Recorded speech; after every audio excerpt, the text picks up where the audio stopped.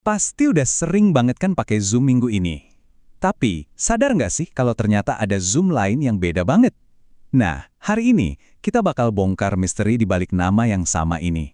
Yap, ini dia nih. Zoom yang ini pasti udah nggak asing lagi kan? Platform yang jadi andalan kita semua buat kerja, belajar, sampai kumpul-kumpul online, apalagi sejak beberapa tahun belakangan ini.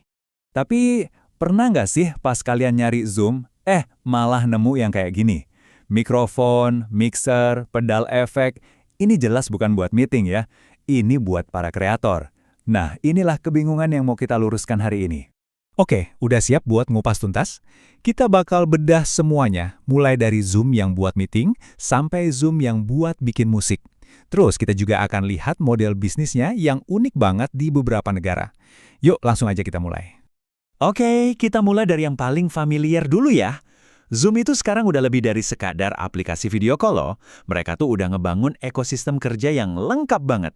Jauh lebih luas dari sekedar jendela meeting virtual yang biasa kita lihat.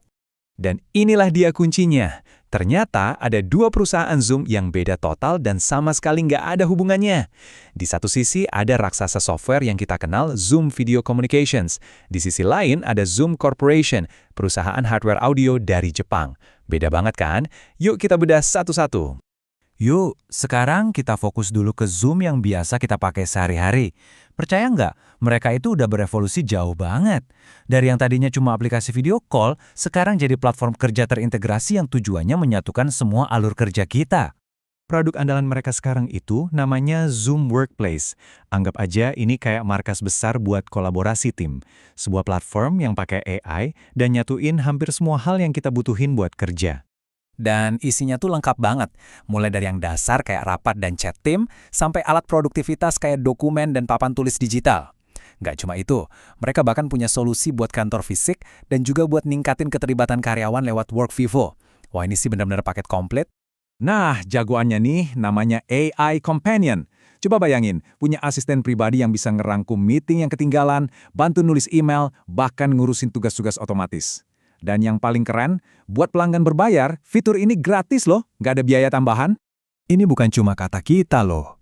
Pengguna beneran kayak Marquesa Pathway ini ngerasain sendiri gimana platform ini mengubah cara kerjanya. Dari yang tadinya cuma ide pas meeting, bisa langsung jadi hasil nyata yang bisa di-share dengan cepat. Praktis banget kan? Oke, sekarang kita tinggalin dulu dunia software. Saatnya kita pindah ke Zoom yang satunya lagi. Perusahaan yang fokusnya bukan nyambungin orang secara virtual, tapi bikin alat-alat canggih buat para kreator biar bisa merekam suara di dunia nyata. Selamat datang di dunianya Zoom Corporation.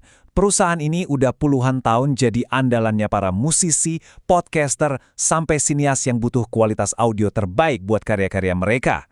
Kalian mungkin pernah lihat deh perekam genggam seri H mereka yang legendaris itu.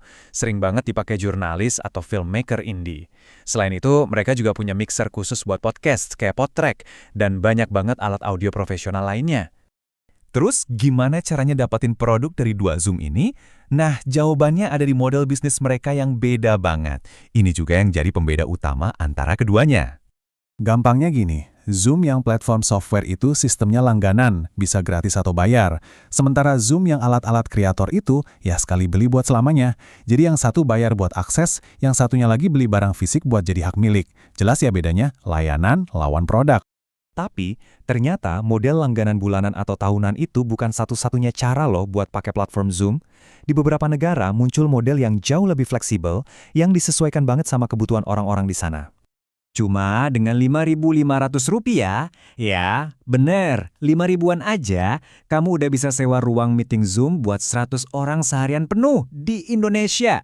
Ini sih model yang terjangkau banget buat yang butuhnya cuma sesekali. Inovasi lokal kayak gini tuh bikin pengguna bisa bayar sesuai pemakaian aja. Jadi nggak perlu langganan bulanan yang mungkin kemahalan atau nggak kepake terus. Ini contoh keren banget gimana platform global bisa beradaptasi sama pasar lokal, di mana fleksibilitas dan harga terjangkau itu penting banget. Oke, jadi setelah kita jalan-jalan ke dua dunianya Zoom yang beda ini, ada satu hal penting yang harus diingat biar nggak ketukar lagi. Jadi lain kali kalau kalian dengar atau ngetik kata Zoom, coba deh berhenti sejenak dan tanya ke diri sendiri satu pertanyaan simpel. Yang lagi aku cari ini platform buat terhubung sama orang atau alat buat berkarya? Satu nama, dua dunia yang sangat berbeda. Nah, sekarang kalian udah tahu kan bedanya? Sampai jumpa di pembahasan berikutnya.